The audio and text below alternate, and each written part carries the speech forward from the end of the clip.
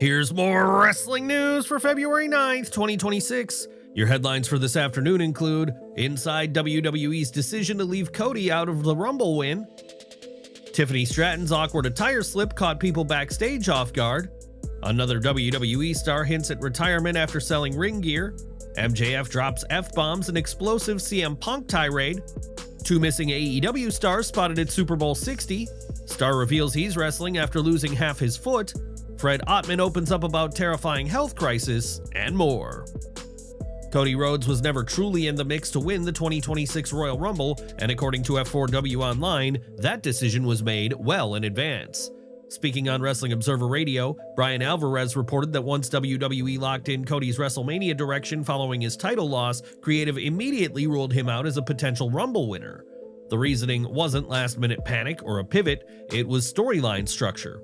With Cody no longer champion, WWE mapped out two possible routes for him to reach WrestleMania: either win the Royal Rumble or win the Elimination Chamber. But internally, the Rumble option was never seriously considered because it clashed with the adversity-driven story they wanted to tell. Cody was no longer champion, had to win either Rumble or Chamber, and Cody was never scheduled to win the Rumble because the nature of the storyline was that he had to overcome adversity and not win the Rumble, then go into the Chamber, similar story to John Cena last year. That comparison to John Cena is key. WWE reportedly wanted Cody's road to feel harder, not a straight shot to the main event. The Elimination Chamber provides that obstacle, reinforcing the narrative of him fighting from underneath rather than reclaiming momentum with a Rumble win. Once that path was chosen, Cody was effectively removed from the Rumble equation entirely, and with him out, the field narrowed. That's when the final domino fell. So that led to Roman being the one who won the Rumble. With Cody excluded by design, not by circumstance, Roman Reigns emerged as the logical winner. It wasn't a pivot away from Cody, it was the natural outcome of a storyline that never intended for him to raise his hand in the first place. The bigger question now, does the adversity route make Cody's potential WrestleMania moment stronger, or did WWE miss a bigger opportunity by keeping him out of the Rumble spotlight entirely? Tiffany Stratton appears to be firmly back in the title picture as she looks to reclaim the championship she lost to Jade Cargill. But while the focus remains on her chase for the gold, her latest in-ring outing grabbed attention for a different reason. During the Triple Threat match against Lash legend and Chelsea Green, WWE's production team had to make a quick adjustment following a brief wardrobe issue. At one point in the match, Legend had Stratton upside down, and part of Stratton's ring gear shifted out of place. Cameras immediately cut away from the spot to avoid lingering on the moment. Later in the match, there was also wardrobe issues when Stratton delivered her signature moonsault to secure the finish. Stratton is no stranger to live TV unpredictability. Similar wardrobe mishaps have occurred during previous matches, something that often comes with high-impact athletic offense, especially when aerial moves and inverted positions are involved. Do you think Tiffany Stratton should be the one to dethrone Jade Cargill, or should WWE take the division in a different direction heading into WrestleMania season? Enjoying the video? A quick like goes a long way in helping us grow and deliver more wrestling news you care about. Nhooph Al-Areebi, known to WWE fans as Aliyah, may be signaling the end of her wrestling journey, and the hint came directly from her own platform. In a recent message to fans, Al-Areebi revealed that she's selling off everything connected to her wrestling career, from action figures to ring gear and boots, encouraging followers to message her if they're interested. That kind of full clear-out naturally raised eyebrows. Wrestlers sometimes part with memorabilia, but unloading all in-ring gear often points to something more permanent. Aliyah was released by WWE in 2023 and hadn't competed for the company since September 2022. Her final match came in a tag team bout alongside Raquel Rodriguez, where they dropped the women's tag team championships to Dakota Kai and Io Sky. Around that period, she was also dealing with an elevated first rib injury and an AC sprain. Since her release, her wrestling appearances have been scarce. She competed in just 2 matches for Ontario-based Destiny Wrestling, including a women's title defense against Zeta Steel in February 2025, which now stands as her most recent in-ring outing.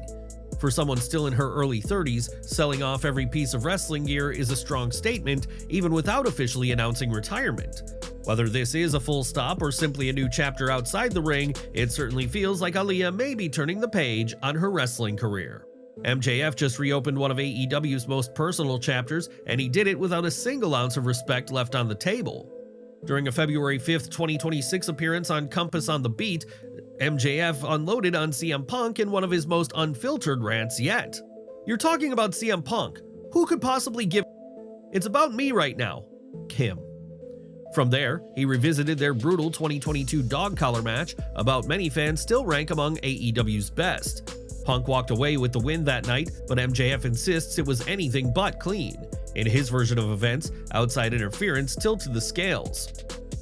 I would love to beat the out of him just for shits and giggles. I would love to literally be put in a situation where I can bash his stupid face in again because he had a fluke victory over me in the dog collar match because of that schmuck Wardlow. That reference, of course, points to Wardlow, whose involvement became a key turning point in the storyline and ultimately led to his own split from MJF. What makes this even more interesting is the contrast in tone. Just one day earlier on Mostly Sports, MJF spoke about the Punk rivalry in a much calmer light. He acknowledged its legacy and even admitted it would go down as one of the defining feuds of his career. If you're asking me, is the CM Punk feud the best feud of my career? I don't know if I can say that unequivocally. What I can say is it's easily going to go down as one of the greatest feuds of all time. Now with Punk firmly planted back in WWE and MJF still one of AEW's central figures, a rematch feels unlikely, at least for now. But if history in pro wrestling has taught us anything, it's that bridges can burn and sometimes get rebuilt. If the opportunity ever presented itself, would you want to see MJF versus CM Punk one more time? Or is their dog collar war the perfect final chapter? Two of AEW's most talked about absences just surfaced in the same city, and it wasn't backstage at Dynamite. According to PW Insider, Britt Baker and Anna Jay were both spotted in San Francisco this week. The timing stands out as the city is hosting Super Bowl 60 festivities, drawing major media attention and celebrity appearances. What makes this sighting noteworthy is that both women have been off AEW television, though under very different circumstances. Baker's absence has fueled months of speculation about her status and future, while Anna Jay's time away has generated far less public noise. As of now, there's no indication the trip is wrestling related, no AEW events are scheduled in the area, no meet and greets or independent appearances have been announced, and PW Insider did not report any business meetings taking place. Still, the optics are hard to ignore. Two prominent AEW names, both absent from programming, suddenly visible, just not inside an AEW ring. Kongo Kong delivered one of the most unexpected and powerful revelations of his career during a recent appearance on the Crazy Train podcast with Jasmine St. Clair. The conversation had already turned toward injuries. Kong was casually recounting the physical toll of nearly 3 decades in the ring, broken collarbones, rib damage, and a tailbone injury that once left him unable to sit for months, but then he mentioned something that immediately shifted the tone. The only time I've really taken time off is, I don't know if a lot of people know this, but I'm missing part of my right foot. During COVID, I got part of my right foot amputated. The room changed. Kong went on to confirm that he does not use a prosthetic and never has, despite continuing to wrestle regularly since the amputation. I've been wrestling all this time with half a foot. For many fans, that revelation adds a completely new layer to how they view his in-ring work. After 27 years in the business, he's continued performing at a high level, even hitting high-impact moves while adjusting to a major physical change. He explained that he shares the story intentionally, especially with younger wrestlers and students dealing with injuries or self-doubt. If it helps somebody, then I'm willing to tell it. If I can go out there without any toes on my right foot and still do a moonsault, then you can get up and do whatever it is you want to do. As for a prosthetic, Kong made it clear that it simply doesn't suit him. It fills up enough of my boot that the shoe doesn't come off. I can still jump, I can still do everything I did before. I think a prosthetic would probably hinder me more than anything. After nearly 3 decades inside the ring, this revelation doesn't just highlight toughness, it reframes his entire journey. It's not just perseverance and continuing to perform at a high level despite circumstances that would sideline most athletes. WWE legend Fred Ottman, known to fans as Typhoon, Tugboat, and the Shockmaster, has revealed he's been quietly battling a life-threatening health crisis. Ottman took to Instagram to explain why he had been absent from public appearances, sharing that he spent the last 30 days hospitalized in St. Petersburg, Florida, following a severe medical emergency. He said, "Hey everybody, this is Fred Ottman, Tugboat, Typhoon, the Shockmaster, the BAWD Bug Steel Man, coming at you live from St. Petersburg, Florida, where I've been in the hospital for 30 days. I've been off the map, I've been out of touch, I just wanted to let you all know I didn't fall off the planet. And I just want to let everybody know that so far so good. I'm okay. I had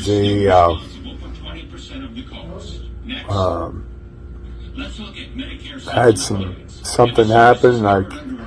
Me and my wife and my immediate family and friends, I've kept this on the damn low. I've tried to keep this on the down low, privacy thing, and you know how the internet is. Oh Lord, anyway, you know how those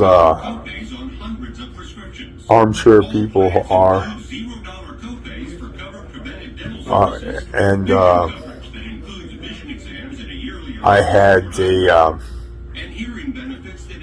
unfortunately, my gallbladder exploded inside of me, and it released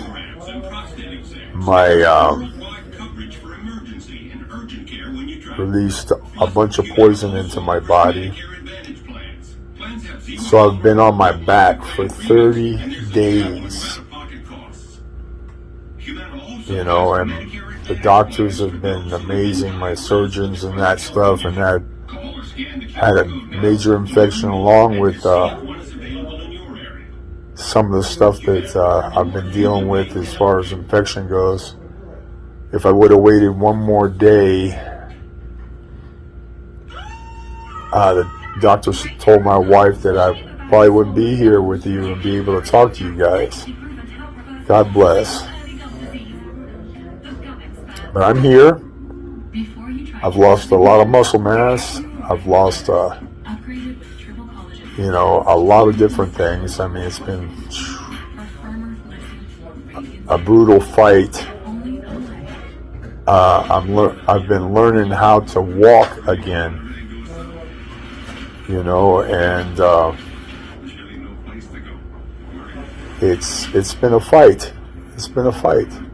Not out of the woods yet, but Monday afternoon later, they're going to let me out of here. My insurance is, and go home and start training there and get bigger, stronger, and work on making my comeback and that stuff, getting me strong again and getting me where I need to be. God bless. I mean, the Lord's been very, very good to me, and I talk about how good He is to me and my wife all the time, and my family and friends. And I just want to say God bless you all, and I just wanted to let you know how things have been progressed, and that I'm getting better.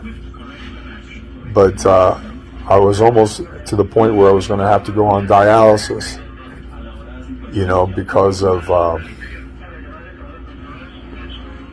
and so far so good. They still have to go in at the end of the month, like the 23rd, and operate on me and take this drainage bag out of me and this drainage bag out of me also. And thank God I got a good wife. I got great friends. My wrestling buddies are just amazing. God bless all of y'all. That's all I can say for being so supportive, the guys that did know about this. And I've been pushing,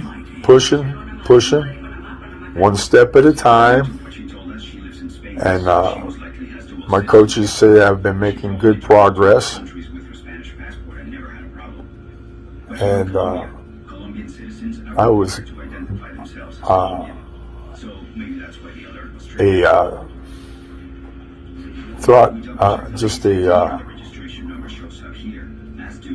a little bit from having to be on dialysis, because it really damaged my kidneys, on that poison that was released into the poison that was released into my system. Oh God. Anyway,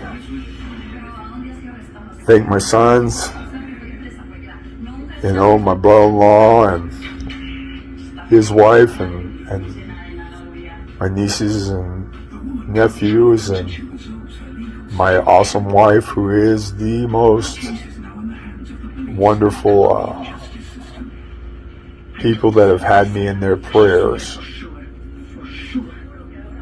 and I'm going nothing but forward. God is good. Okay, God is good, and thank everybody and the good Lord for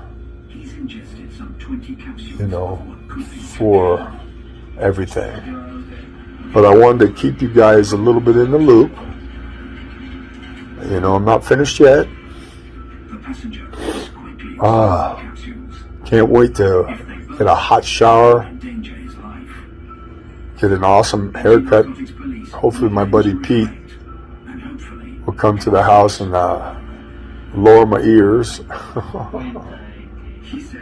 And we'll go from there. And I love you guys. And when I get home and everything is settled down a little better, I'll be talking at y'all. God bless. And you'll be hearing from me. Bye. The good news is that he is now recovering and has finally been discharged from the hospital. After a month-long ordeal, Ottman is heading home, grateful, reflective, and focused on regaining his strength. We continue to send our best wishes to Fred Ottman during his recovery. For all of our subscribers, don't miss the 9 a.m. Eastern video we dropped earlier today. Smash that bell icon and select all notifications so you're always in the loop.